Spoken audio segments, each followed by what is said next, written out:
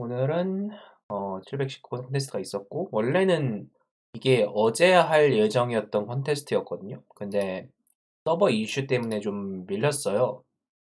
근데 서버 이슈 때문에 밀렸더니 그 다음날 그러니까 오늘 대회를 했는데 큐 이슈가 좀 대단했거든요. 막 한 문제 내면 10분씩 밀리고 그랬어요. 그래가지고 저는 좀 그런 거에 좀 밀려가지고 별로 그렇게 잘 보진 못했는데, 뭐 끝나고 다 풀고 나서 오늘은 뭐 그래도 끝나고 다 풀었으니까 그 처음부터 끝까지 풀이를 제공할 수 있을 것 같네요. 오늘 일단 난이도가 어땠냐면 A, B, C, D, E까지 평범한데, 네, E까지 평범한데, 근데 F가 굉장히 그 2시간짜리 대회에 이걸 F에다 둬도 되나라는 느낌이 들면서도 좀 지문 읽기가 힘들었고, G는 이따가 자세히 얘기할게요. 그래서 네.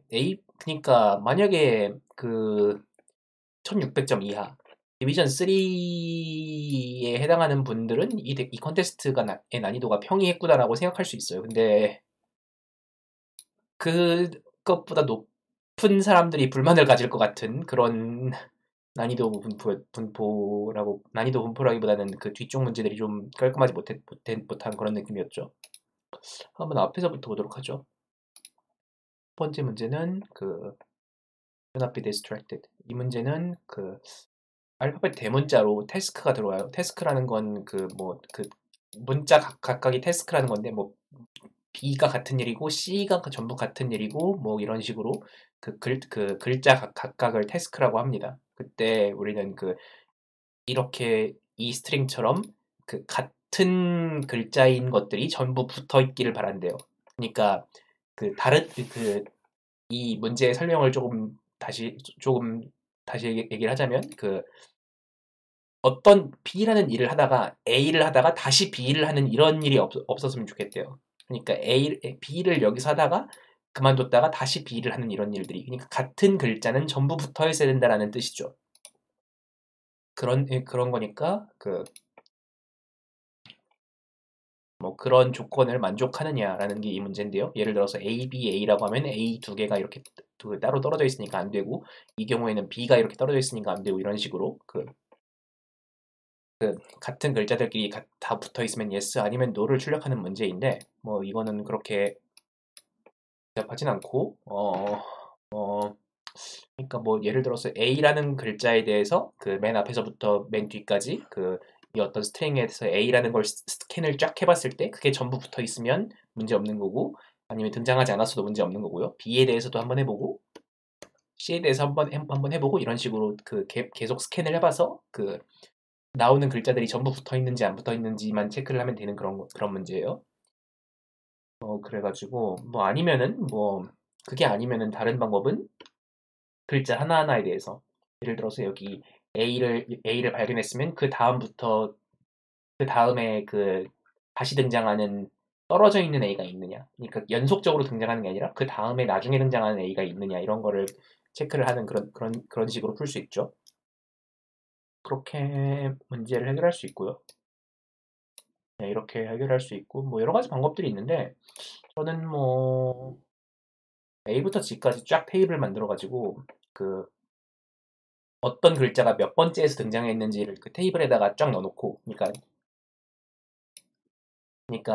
최근에 등장한 게 어디였는지를 넣어놓고, 최근에 등장한 게 한 번도 등장 안 한 게 마이너스 1, 그리고 그 외에는 최근에 등장한 곳을 넣어놓고, 최근에 등장한 게 바로 전이 아니면 떨어져 있다는 거죠. 그런 경우에 no를 넣고 아니면 yes를 출력하는 그런 식으로 풀었어요, 저는. 이렇게 해결할 수 있고요. 다음 문제로 가보죠. 다음 문제는 ordinary numbers인데, ordinary numbers는 뭐 1, 2, 9, 9 이렇게 한 가지 숫자로만 이루어진 수를 ordinary number라고 할 때 어떤 n이 주어져요. 그 n 이하인 오디너리 넘버스가 몇 개냐를 출력하면 되는 문제인데요. 이 문제 같은 경우에는 n이 그 10의 9제곱이고 t는 10의 4제곱이라서 만약에 오디너리 넘버를 하나하나를 다 1부터 9999 뭐 그러니까 정확히는 9999999까지 10억까지 오디너리 넘버를 하나하나를 다 센다면 그건 시간 초과가 되겠고요. 이 문제 같은 경우에는 뭐에다가 초점을 두면 좋냐면 그 오디너리 넘버라는 게 생각보다 몇 개 안 된다는 거에 초점을 두고 풀면은 좀 편하게 풀 수 있어요. 그러니까 오디너리 넘버라는 건 그 1, 2, 3, 4, 5, 6, 7, 8, 9 다음에 1, 1, 2, 2, 3, 3, 4, 4, 5, 6, 6, 7, 7, 8, 8, 9, 9 그리고 뭐 1에서 9까지 그리고 11에서 999까지 111에서 999까지 이렇게 9개, 9개, 9개 해가지고 결국은 11111111부터 999999999까지 총 81개밖에 안 나와요. 81개밖에 안 나오기 때문에 우리는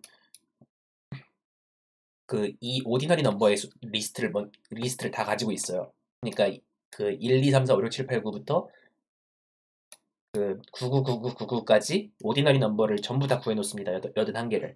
그런 다음에 그 어떤 n이 들어왔을 때 그 안에 그 오디너리 넘버가 n보다 작은 게 몇 개가 있는지를 출력하면 되는 거죠. 여기서 바이너리 서치를 해도 되고 아니면 그냥 하나하나 세가지고 1, 2, 3, 4, 5, 6, 7, 8, 9 다 세가지고 n보다 작은 게 몇 개인지를 세도 되는데요. 81개밖에 안 되니까. 81개밖에 안 되니까 그렇게 세도 되는데 뭐 t가 10의 4제곱이니까 그러니까 10,000개까지밖에 안 들어오기 때문에 81개 정도는 그 매번 세도 괜찮아요.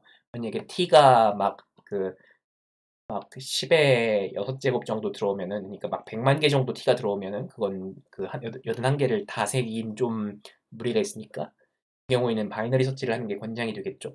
뭐 그런데 이 경우에는 그 t가 별로 안 크기 때문에 그냥 하나하나 다 세도 됩니다. 81개짜리 이 배열을 만들어 놓고 세는 게 이 문제의 그 제일 기본적인 해법이고요. 그 다음 문제로 가보죠. 다음으로 그 다음 not adjacent matrix 이거는 constructive 그러니까 어떤 답을 만드는 문제죠. 이 문제는 그 되게 흥미로운 문제였다고 생각을 하는데 일단 우리는 여기서 그 인접한 수를 정의를 합니다. 인접한 수라는 건 뭐 7, 8, 9 이런 식으로 바로 그 차이가 1인 수를 그 인접한 수라고 해요. 그리고 인접한 칸을 정의를 해요. 인접한 칸이라는 건 어떤 그 2차원 칸으로부터 그 상하 좌우에 있는 걸 인접한 칸이라고 합니다. 그래서 이걸 통해서 뭘 하냐면 그 2차원 격자에다가 수를 그 겹치지 않도록 배치를 해요. 1부터 n제곱까지. 가로 n, 세로 n인 2차원 격자에다가 그 1부터 n제곱까지 그 수를 겹치지 않도록 그 배치를 하는데 근데 서로 인접한 칸에 있는 수는 그 인접한 수가 아니었으면 좋겠어요. 그러니까 예를 들어서 그 여기 8이 있고 여기 9가 있는 이런 식으로 그 서로 인접하게 있지 않았으면 좋겠다는 거죠. 이 문제를 푸는 방법은 굉장히 많거든요. 근데 일단은 이 문제는 되게 좋은 점이 뭐였냐면 그 테스트 케이스가 예외를 다 보여줬다는 거예요. 그러니까 여기 딱 한 가지 안 되는 예외가 있거든요. 이 문제에 딱 한 가지 안 되는 예외가 1, 2, 3, 4를 가지고 그 2 곱하기 2에다가 배치를 하는 건데 1, 2, 3, 4는 뭔 짓을 해도 그 1, 2, 3, 4, 1 일단 인접하지 2를 인접하지 않게 두려면 여기다 둘 수밖에 없는데 그러면 3을 여기다 두면 둬도 안 되고 여기다 둬도 안 되고 그러니까 이건 어떻게 해도 그 2 곱하기 2는 못 하거든요. 그리고 3 곱하기 3은 이렇게 주어졌어요. 그러면 4 곱하기 4는 어떻게 할까?부터 생각을 하면 되는 문제죠. 이 문제를 푸는 방법은 되게 많아요. 근데 뭐 그중에서 제가 풀었던 방법을 소개를 하자면 그 체스판 같은 느낌으로 그 체스판 같은 경우에는 이렇게 두 칸마다 한 칸씩 이렇게 칠이 돼 있죠. 잘못 칠했어. 이렇게 두 칸마다 하나씩 칠이 돼 있죠. 그러면 이 검은 칸이랑 흰 칸이 있어요. 검은 칸끼리는 뭔 짓을 해도 인접하지 않아요. 검은 칸부터 위에서부터 채우는 겁니다. 그러니까 우리는 검은 칸부터 1, 2, 3, 4, 5 이렇게 검은 칸에다가 검은 칸들끼리는 서로 인접하지 않기 때문에 이 검은 칸만 채워요. 그런 다음에 또 흰 칸끼리는 또 인접하지 않죠. 그러니까 흰 칸도 위에서부터 채웁니다. 6, 7, 8, 9 그러면 적당히 떨어져서 그 그러면 우리는 이게 전부 다 따로따로라는 걸 어떻게 보장할 수가 있냐? 그러면 검은 칸 칠할 때도 위에서부터 아래로 흰 칸 칠할 때도 위에서부터 아래로 이렇게 오름차순인데 인접한 수들을 보니까 다 웬만큼 떨어져 있더라. 그러면 이게 뭐 어떻게 증명은 조금 하기 까다롭지만 어쨌거나 웬만하면 안 겹치겠구나라고 생각을 하고 그냥 이렇게 만들면 됩니다. 이거에 대한 증명은요. 음, 여러분이 각자 해보세요. n이 3인 경우에 n이 4인 경우에 하고 뭐 그러니까 웬만큼 떨어져 있다는 거 그러니까 어느 정도 큰 차이가 있다는 거 그걸 통해서 증명을 하면 되거든요. 그렇게 어렵진 않을 거예요. 그러니까 각자 해보시고요. 전 메모장이 너무 좁아가지고 좁아가지고 증명할 데가 없네요. 네, 그래가지고 이거는 각자 해보시면 될 것 같고 뭐 이거 말고도 되게 많은 해법들이 있을 거예요. 이 문제 같은 경우에는 뭐 어떻게 뭐 빙빙 돌면서 쓰는 경우도 있겠고 아니면 뭐 어디 먼 데부터 어떻게 가운데부터 어떻게 하는 방법도 있을 것 같고 뭐 그렇게 할 수 있습니다. 그렇게 해법을 찾아서 풀 수 있는 문제고요. 되게 여러 가지 해법이 있는 그 다음 문제로 4번 D번인데 D번은 same differences 이 문제는 어떤 페어들이 몇 개가 있느냐 그러니까 어떤 배열이 있고 그 위에 페어들이 몇 개가 있느냐에 대한 문제인데 어떤 페어 얘기냐면 I, J 페어인데 AI-AJ가 J-I인 이런 페어 여기서 I가 J보다 작을 때 이런 거를 찾는데요. 그러니까 이 식을 그대로 가져와 봅시다. 어, 어, A 대문자로 쓰죠 이건. AI가 마이너스 AJ는 J-I다. 이런 페어가 몇 개가 존재하느냐에 대한 문제인데요. 이거 좀 다르게 써보죠. 이걸 좀 이항을 해봅시다. 그러면 A, I 플러스 I는 A, J 플러스 J인 그런 페어를 찾는다라는 거죠. 그러니까 우리는 이거랑 이게 같은 페어를 찾는다는 거예요. 그리고 이런 어떤 우리가 찾는 특정한 이 페어에 해당하는 이 AJ 플러스 J, AI 플러스 I 값을 이거를 C라고 해봅시다. 이런 어떤 C에 해당하는 페어를 찾는다는 거예요. 그러면 우리는 이게 만약에 C에 해당하는 게 몇 개가 있을 때 페어가 몇 개가 발생할까를 생각해 볼 수가 있어요. 그러니까 우리는 이 배열에 있는 수들을 C 값에 따라서 다시 배열해 놓을 수가 있거든요. 그러니까 뭐 C는 1, 2, 1, 1, 2, 2, 3 이런 식으로 원래 배열의 값이 아니라 C의 라는 값에 따라 이렇게 배열을 해놓고 그렇게 해놓으면 C가 같은 것들끼리는 IJ 페어가 되는 거죠. 그러면 이렇게 페어가 있으면 총 몇 개 페어가 나올까? 그러니까 X개가 있으면 총 몇 개가 나올까? 하나를 처음에 집고 그리고 그 하나를 i로 하면 나머지 전부를 j로 할 수 있으니까 x-1 더하기 그 다음 거를 i로 하면 x-2 더하기 점점점 1 이렇게 하면은 총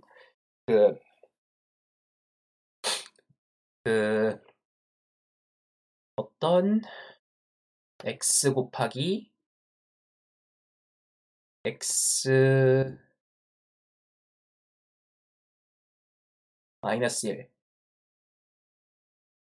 나누기 이게 페어가 나오겠죠. 네, 1부터 x-1까지 합을 구하면 이렇게 딱 이만큼의 페어가 나올 거예요. 그렇게 우리는 각각의 C에 따라서 그 어떤 수들이 그 같은 C에 들어가는지를 찾고 그 C의 크기에 따라서 이 값의 합을 구하면 됩니다.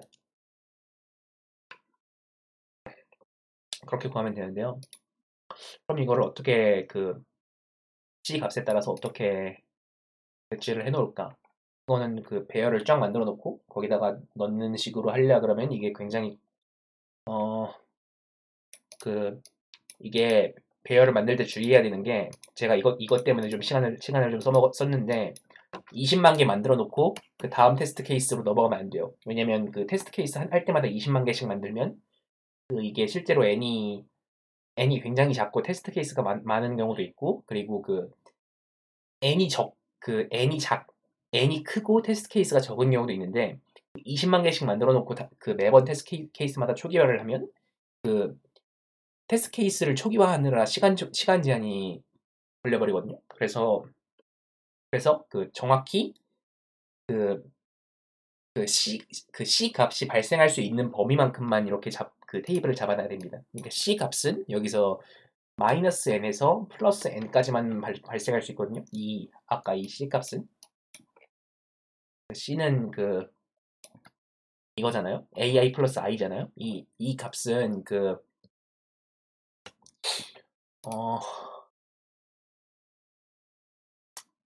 어, 이거 잘못 얘기했네요. AI 플러스 I가 아니라 부호가 잘못됐네. AI 마이너스 I. AJ 마이너스 J. 네, 어쨌거나 이 C 값이 아무리 커도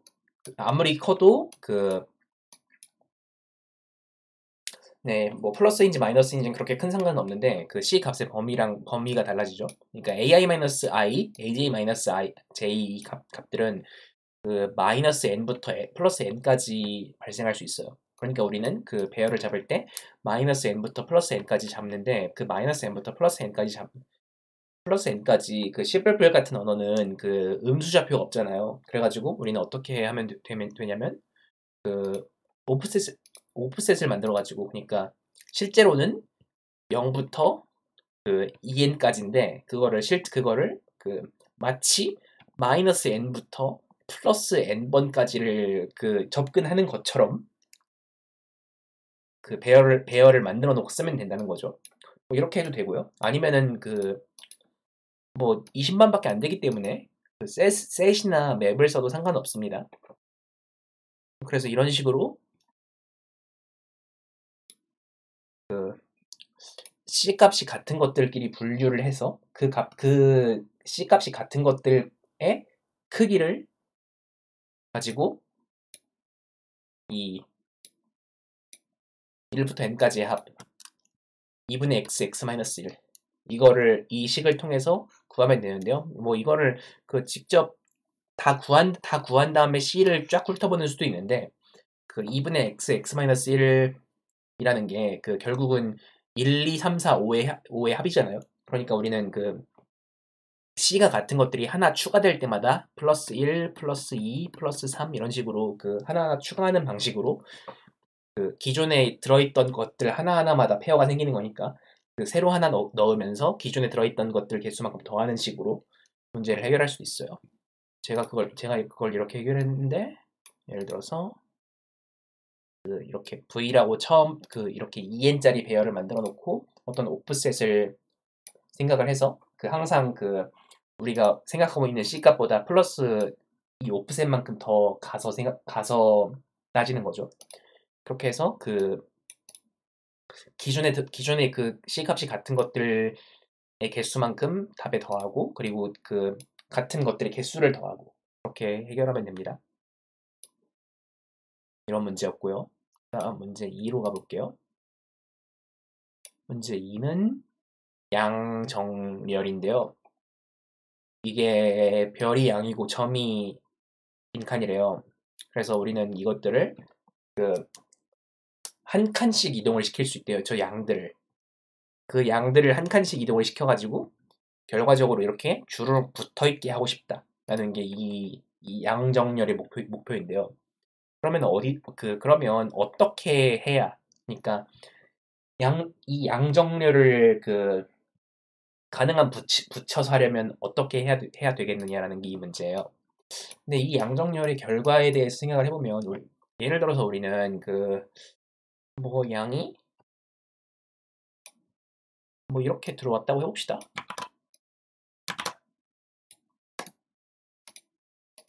네, 뭐 이렇게 양이 들어왔어요. 아이씨, 막대, 막대. 네, 뭐 이렇게 양이 들어왔어요. 그러면 이렇게 양이 들어왔는데, 그러면 우리는 그 어딘가의 기준을 맞추는 게 좋겠다는 생각을 할 수가 있어요. 왜냐면 어딘가의 기준을 맞추는 게 좋겠다는 게 결국은 그 이렇게 별 이렇게 그 하나로 뭉칠 거잖아요. 그러면은 그, 그 끝점을 여기다 맞추는 게 좋겠다. 아니면 끝점을 뭐 어디다 맞추고 나머지를 전부 여기다 이렇게 모아야겠다. 같은 식으로 생각을 하면은 이 결과적으로 몇 칸을 움직여야 되는지를 그 어렵지 않게 구할 수 있거든요. 예를 들어서 그 끝점을 여기로 잡아야겠다. 그러면 우리는 그 나머지를 이게 첫 번째 양이죠. 두 번째 양은, 그러니까 첫 번째 양을 1번에다 두면, 두 번째 양은 2번에다 둬야 되고, 세 번째 양은 반드시 3번에다 둬야 돼요. 이런 식으로, 그, 몇 번 점에 있는 걸 갖다가 어디다가 둘지를 생각을 해볼 수가 있는데요.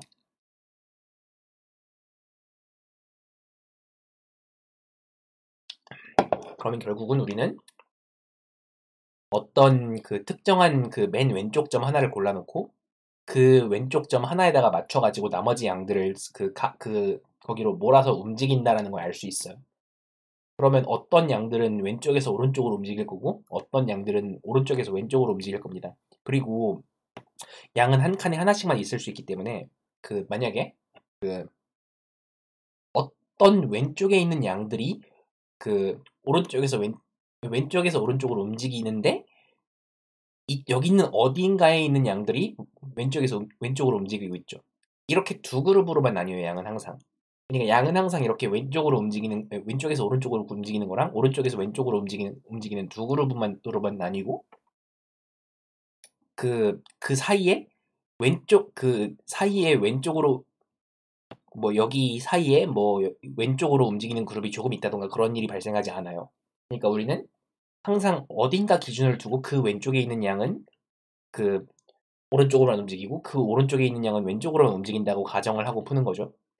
그렇게 가정을 하면은 우리는 그 양 하나하나 따질 때마다 나머지 양들의 좌표들의 합을 가지고 이 점을 기준으로 양들이 모이면 그 나머지 양들은 어떻게 모여야 하는가를 알 수 있어요. 그러니까 이 점을 가지고 모인다라는 건 나머지의 좌표의 합이 그 시그마 s라고 할 때, 10의 s입니다. 그 시그마 s라고 할 때 마이너스 이 점을 기준으로 모일 때, 이 점을 기준으로 모일 때에 뭐 1, 2, 3, 점점점 뺀 값만큼 이만큼 움직여야 되는 거라는 걸 알 수 있죠.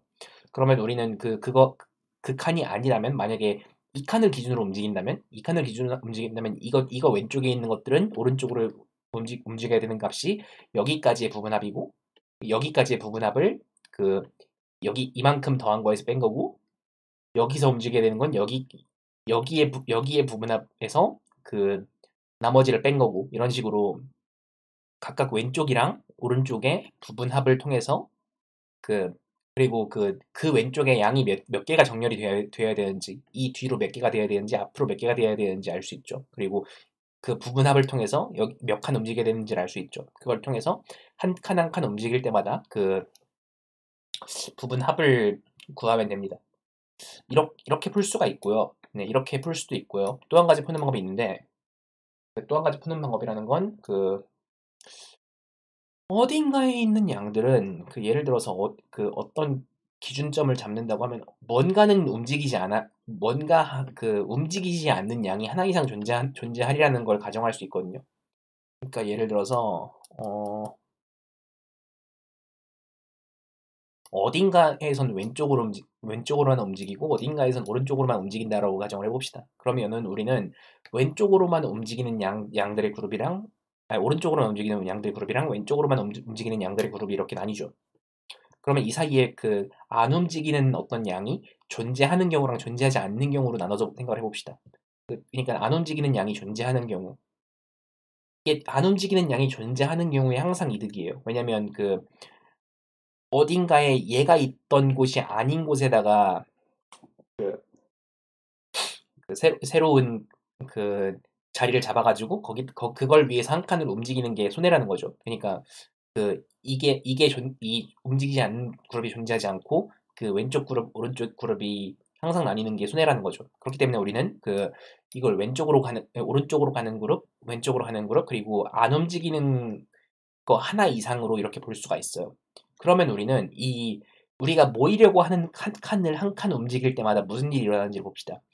우리가 모이려는 칸을 한 칸을 움직이면, 이걸 한 칸을 오른쪽으로 움직이면 그 왼쪽에 있는 것들이 이동해야 되는 거리가 한 칸 늘어요.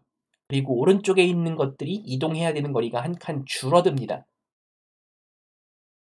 그렇기 때문에 우리는 항상 한 가운데에 있는 양에 맞추는 게 항상 이득이구나라는 걸 알 수가 있어요. 이걸 통해서. 그러니까 우리는 맨 위에 있는 위의 부분 합만을 통해서 푸는 해법으로도 풀 수 있지만, 우리는 이게 결국은 한 가운데 있는 양이 있으면 그 가운데 있는 양을 기준으로 정렬을 해버리면 되는구나라는 걸 알 수가 있죠. 그럼 한 가운데에 있는 양이 두 개면 어떻게 되냐? 예를 들어서 양이 6개예요. 그러면 양이 6개면 이렇게 있잖아요. 그럼 둘 중 하나 어딘가에 맞추면 됩니다. 두 개 다 해보고 둘 중 하나에 맞추면 된다는 거죠. 이런 식으로 우리는 어떤 양들이 어 그러니까 이게 왜 둘 중 하나냐면 그 한쪽에 그 예를 들어서 뭐 이런 식으로 이미 붙어 있는 경우도 있거든요. 그런 경우에는 여기다 맞추는 것보다 이득이 되는 경우가 생겨서, 그래서 둘 중 하나인데, 그러니까 이렇게 2로 나눠 떨어지는 경우에는, 그러니까 가운데 있는 양이 따로 떨어지지 않는 경우에는 왼쪽과 오른쪽과 각각 해보면 돼요. 만약에 좀 어떻게 될지 모르겠다 그러면 그냥 플러스 마이너스 3 하세요. 플러스 마이너스 3 하세요. 그냥 이 왼쪽부터 오른쪽 한 10개 정도 해도 됩니다. 왜냐면 뭐 그래봐야 100만 개밖에 안 되는데, 뭐 100만 개밖에 안 되는데, 뭐 100만 번, 몇백만 번 정도 더 한다고 해서 이거 터지지 않거든요. 뭐 그렇게 하면 되고요. 그렇게 문제를 해결할 수 있고요. 네, 제가 이걸 플러스 마이너스 3을 해가지고 하는 얘기입니다. 그냥 대충 저는 그냥 적당한 가운데점 찍고 플러스 마이너스 3 돌렸어요. 그렇게 하면 됩니다. 그 다음으로 2번까지는 그럭저럭 풀만한 문제였고, F번을 보도록 하죠. F번은 F1이랑 F2로 나뉘는데요. F1이랑 F2는 난이도가 상당히 차이가 나요, 이번에는. 일단 인터랙티브 문제고요. F1, 일단 F1이랑 F2를 같이 설명을 해보자면, 왜냐면 F1은 그렇게, 저 문제 자체가 그렇게 큰 의미가 있는 건 아니거든요. F1은 F2에 비하면 굉장히 쉬운 문제고, 실제로 F에 해당하는 난이도도 아니에요. F1 같은 경우에는. 그러니까 E나 D보다도 훨씬 쉬운 문제였다고 저는 생각을 해요. D가 뭐였지? D보다 쉬웠나? 네, D보다 쉬웠어요. F1. 뭐 그런 문제였어요. 그래서 F1, F2가 뭐냐면요. 인터랙티브 문제인데 L, R을 가지고 쿼리를 넣으면 그 안에 있는 수들의 합이 나와요. 그러니까 합이라는 건 이게 0 아니면 1로 돼 있는 배열인데 그 안에 있는 1 개수를 준다는 거죠. 그렇게 주면 우리는 그걸 통해서 그러니까 L번째부터 R번째까지의 1 개수를 준다는 거죠. 그때 그래서 우리가 뭘 해야 되냐면 쿼리를 그게 질문을 10,000개를 넣는데요. 그러니까 앞에서부터 K번째에 있는 0이 어디에 있냐. 그러니까 앞에서부터 K번째에 있는 0이 어디에 있냐라는 질문을 만 번을 넣어요. 그 10,000번을 넣으면 우리는 6만 번 안에 그 총 6만 번 안에 총 6만 번 안에 그 K번째 있는 0이 어디에 있냐를 그 출력해주면 되는 문제인데요. 그러니까 이 문제 같은 경우에는 그 뭐 F1 같은 경우에는 그렇게 어렵지 않아요. F1은 그 쿼리 개수가 20개로 좀 다른데 F1 같은 경우에는 바이너리 서치 문제라고 볼 수 있어요. 예를 들어서 뭐 우리가 이렇게 이만큼을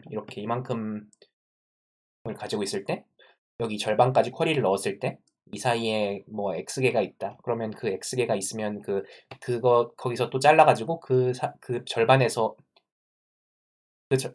뭐 우리가 원하는 k개가 x개 안에 있으면 여기서 찾고 아니면 여기서 찾는 식으로 그 절반에서 잘라가지고 그 만약에 이 안에 있었으면 그 이렇게 해가지고 여기 들어있냐 안 들어있냐 물어보고 그 다음에 안 들어있었으면 여기 들어있냐 안 들어있냐 물어보고 이런 식으로 바이너리 서치를 하는 식으로 하면은 그 총 그 100 뭐 몇 개 정도 되죠? 20만 개죠. 20만 개면 그 10의 18제곱? 네, 그 정도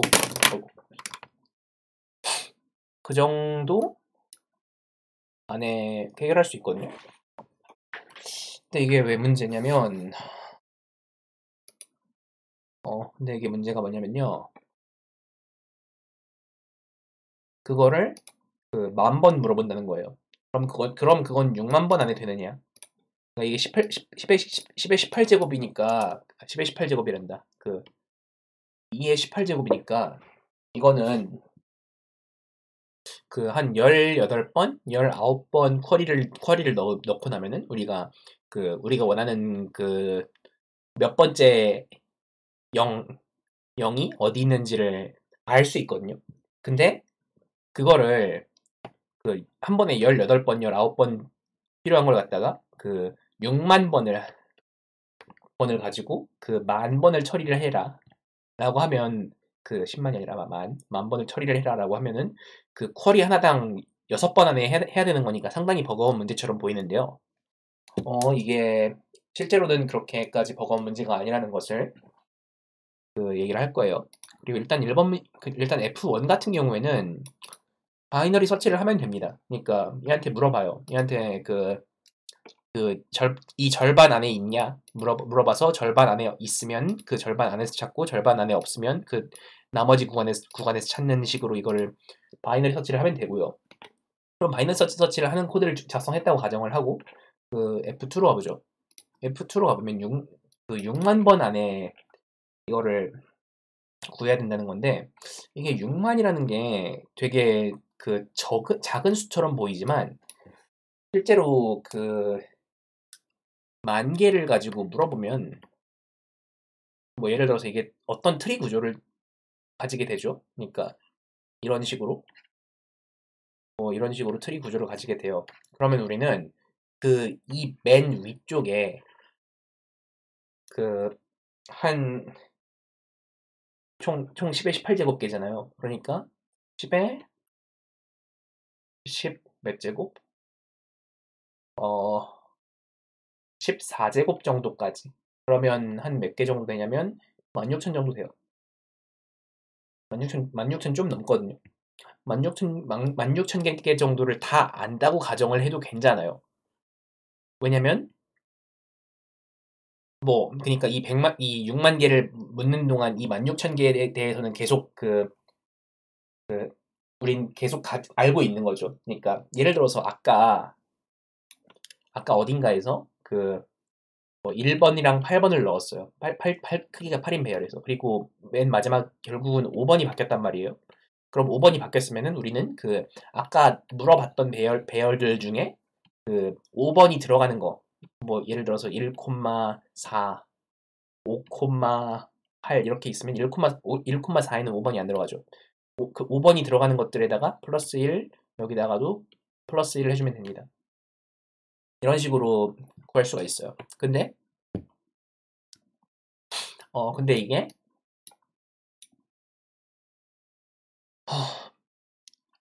그러니까 이거를 갱신하는 건 실제로 이 구간을 알고 있다면 갱신해야 되는 횟수는 그렇게 많지 않다는 거죠. 우리가 이거를 그 어떤 트리 이 위에 갱신해야 되는 횟수는 이거를 구현할 땐 세그먼트 트리를 써도 괜찮고요. 아니면 그냥 그 맵에다가 집어 넣어도 괜찮습니다. 왜냐면 맵에다가 집어 넣어도 실제로 한 번 나오면서 최대 그 갱신해야 되는 게 20개밖에 안 되거든요. 그러니까 10에 18제곱이니까 18개죠. 그 정도밖에 안 되기 때문에 우리는 이거를 그냥 맵에다가 넣어도 괜찮습니다. 그래서 우리는 그 10의 14제곱계를 전부 다 안다고 가정을 해볼게요. 그러면 10의 14제곱계를 다 알게 되는데 쿼리가 총 16,000개가 들어가요. 그러면 우리는 10의 14제곱계를 다 알면 그 나머지는 쿼리를 최소 몇 개를, 아니, 최대 몇 개를 가지고 알게 되느냐. 그러면 우리는 10의 18제곱계를 커버하기 위해서 그 다음으로 쿼리를 몇 개를 더 날려야 되느냐. 최대 그 4개만 날리면 됩니다. 최대 4개만 날리면 그 밑에서 그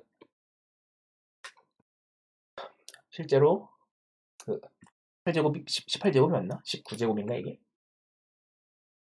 잠깐만 계산 좀 다시 해보고 얘는 20만이니까 5.1 18제곱이 조금 안 되는 게 맞고 네, 10의 10 이게 전체가 10의 18제곱이 조금 안 되고 그러면 그만큼 하는데 여기 이렇게 16,000개 정도 전부 다 커버하는데 여기 16,000개 정도가 돼요.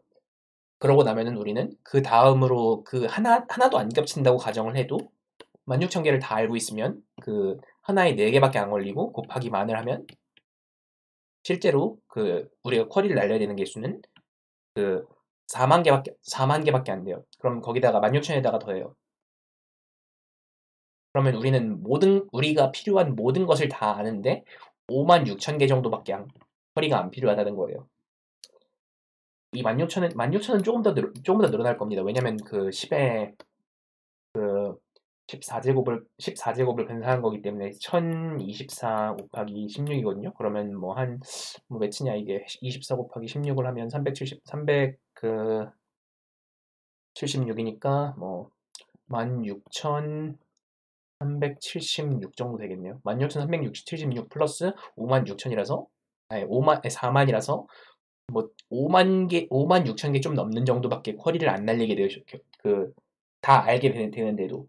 그래서 우리는 그 실제로 들어가면서 몇 번부터 몇 번까지를 했는지, 그리고 내가 지금 탐색한 구간 안에 있는 것들을 그,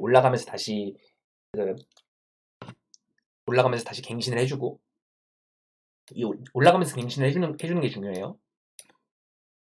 그러니까, 아까 얘기를 했던 것처럼, 그 어딨냐. 아까 5, 어디다 적어놨어. 아, 문제가 복잡하니까. 내 머릿속도 복잡한 거 봐. 예를 들어서 아까처럼 그 1,8 그리고 결국은 5를 갱신했다. 그러면 5,8 5,6 그러면 그러니까 1,4 5,8 5, 이렇게 물어봤다. 그러면 5가 들어가는 것만 위로 올라가면서 갱신하는 거죠. 그런 다음에 이건 다 잊어버려요. 그리고 이것들은 그 어떤 거대한 트리에다 넣는 거죠. 그리고 나중에 우리가 뭔가 알고 있는 거는 그 얘한테 안 물어보고 그리고 모르는 것만 쿼리를 넣는 거예요. 그래서 모를 때 넣는 쿼리 개수가 총 몇 개냐? 6만 개. 6만 개가 조금 안 된다는 거죠. 이렇게 해결을 하면 되거든요. 그래서 그러니까 저는 여기서 그 PII 그러니까 L, R를 쿼리로 가지는 그 맵을 하나 만들었어요. 맵을 넣어서 그 맵에서 들어가면서 나올 때만 그 큐에다가 넣어서 그것들만 갱신을 해줬어요. 왜냐면 그 여기서 중요한 게 들어가면서 나올 때만 갱신을 하면 된다는 게 굉장히 중요해요. 왜냐면 만약에 우리가 뭐 7번을 갱신을 했어요. 그럼 7번이 들어가는 쿼리는 7번이 들어가는 쿼리는 항상 우리가 7번을 찾으러 가면서 있는 쿼리들만 이 7번이 들어가요. 그렇기 때문에 우리는 그 7번을 찾으러 들어가면서 걸렸던 쿼리들만 가지고 여기서 갱신을 해주면 됩니다. 그렇게 갱신을 해주면 되고요. 그래서 우리는 이걸 문제를 풀면서 세그먼트 트리를 실제로 만들 필요는 없어요. 왜냐하면 갱신해야 되는 트리 개수가 실제로 그렇게 많지 않기 때문에.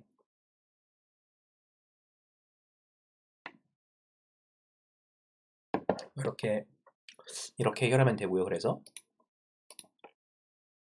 시간이 얼마나 걸리냐? 쿼리 개수는 6만 개죠. 그러면 이게 수행 시간은 얼마나 걸릴까요? 수행 시간은 우리가 하나하나 물어보는데 그 로그 n 정도 걸릴 거예요. 하나하나 그 쿼리를 날리는 경우 안 날리는 경우를 다 합쳐가지고 로그 n 정도. n은 그 갱신에도 로그 n이 걸려요. 하나를 물어보는데. 그리고 뭐 물어보는데도 로그 n, 갱신도 로그 n이니까 그거를 그 쿼리 개수만큼 하는 거죠. 그러면 그 q 곱하기 로그 n 정도 시간이 걸리겠구나 라고 할 수 있죠. q는 만이죠.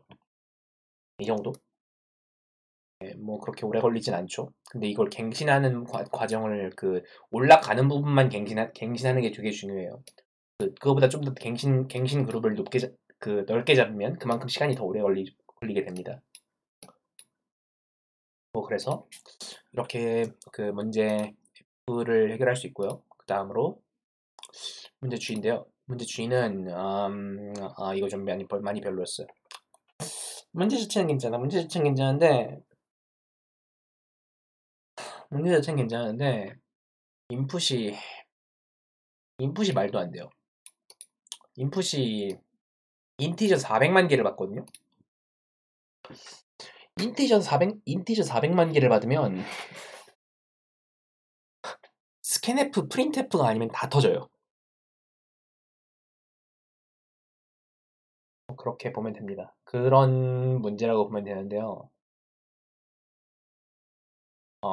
이게 무슨 문제냐면 어떤 0,0부터 시작해가지고 그 n,n까지 가는 그 최단 거리를 구하는 문제인데 그 포탈이라는 게 있어요. 여기 포탈이라는 게 뭐냐? 그 어떤 1짜리 포탈이랑 3짜리 포탈이 있죠.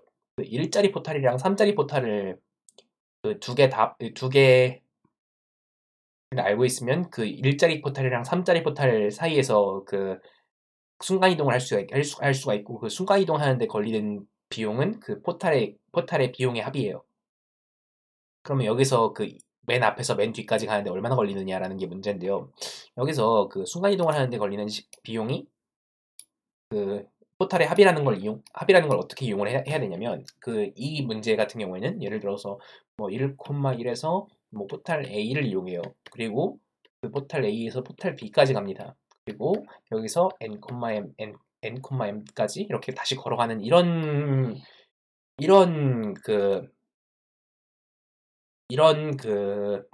여정이 있다고 생각을 해봅시다. 근데 뭐 그러니까 A에서 B로 갈 때는 그 포탈의 비용을 쓰는 거죠. 그러니까 실제로는 여기서 이렇게랑 이렇게만 검색을 하면 되는 식인데, 근데 이거 말고 좀 더 복잡한 경로가 1,1에서 어떤 A까지 가고 A에서 B까지 가고 B에서 C까지 가는 이런 경로는 발생하지 않아요. 이런 경우는 발생하지 않아요. 왜냐면 왜 이런 경우가 발생하지 않냐? 포탈을 2개 이상 이용하면 손해예요. 왜냐면 A에서 바로 C로 가는 게 A에서 B를 거쳐서 C를 가는 것보다 더 이득이거든요. 그렇기 때문에 우리는 중간에 어떤 다른 포탈을 거칠 일은 없어요. 그렇기 때문에 우리는 항상 1,1에서 어떤 포탈로 가고 어떤 포탈에서 n,m까지 간다라는 이런 단순한 경로만 생각하면 된다. 그리고 또 한 가지 단순한 경로가 있죠. 또 한 가지 단순한 경로는 1,1에서 바로 n,m으로 가버리는 경우예요. 이런 경로만 생각해도 됩니다. 그러니까 우리는 딱 2가지 경로를 생각해요.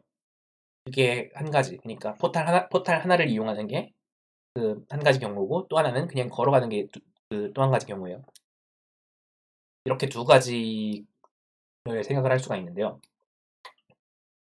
그러니까 우리는 1,1을 시작을 해가지고 BFS 한번 돌리고 다행히도 모든 칸들이 한 칸 한 칸 이동하는 비용은 같습니다. 그래서 이렇게 이렇게 BFS 한번 돌리고 그리고 n,m부터 시작해가지고 BFS 한번 돌리고 그리고 여기서 제일 빠른 포탈, 여기서 제일 빠른 포탈 하나 찾아가지고 들어가고, 그리고 1콤마에서 BFS 한번 돌려가지고 N콤마 M으로 갈 수 있는지 보고, 이렇게만 하면 되거든요.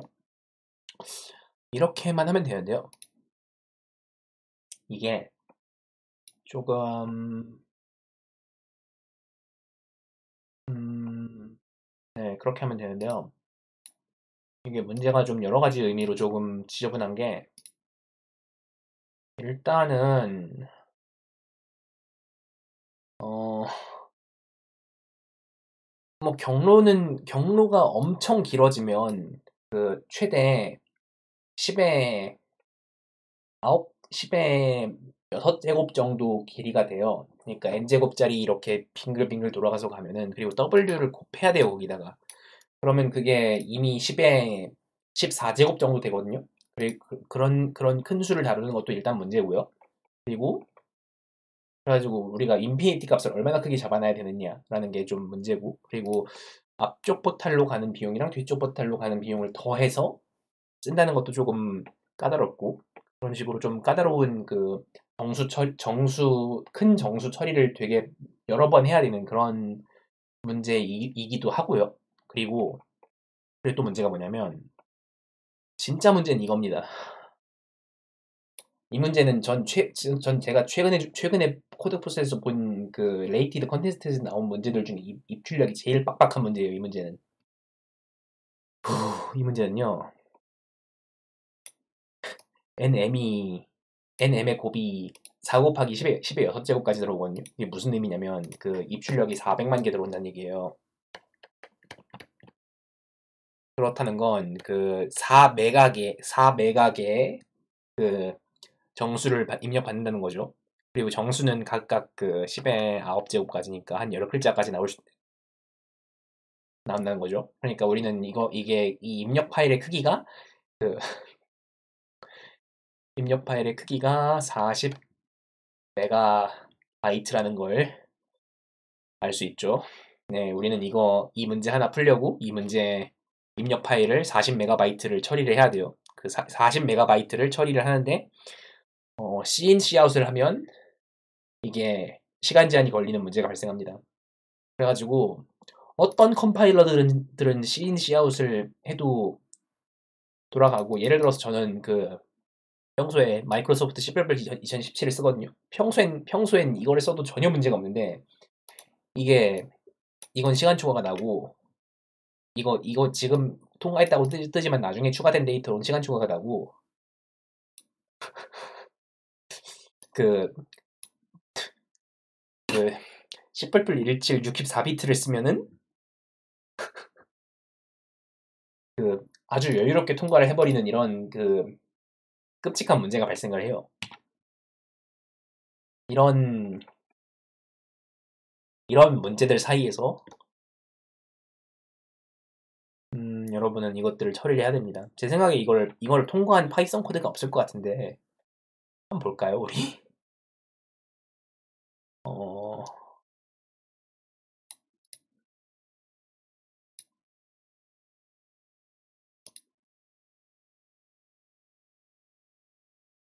스탠딩이 아니라.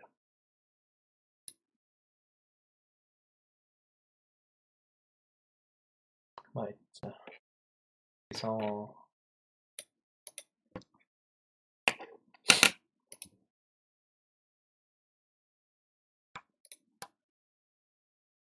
스테이터스가 아니라, 이 대회 스테이터스를 보면요. G를 보면,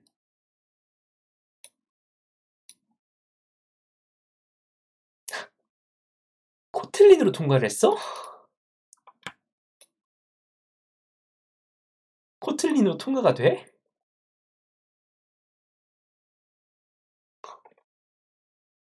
코틀린의 버퍼 리더를 쓰면 통과가 된다고? 대단하다. 파이파이 3로 통과한 코드가 있긴 하네.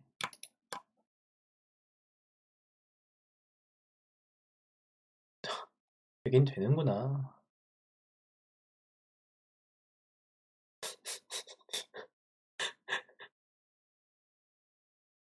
되긴 되는구나. 와, 진짜로?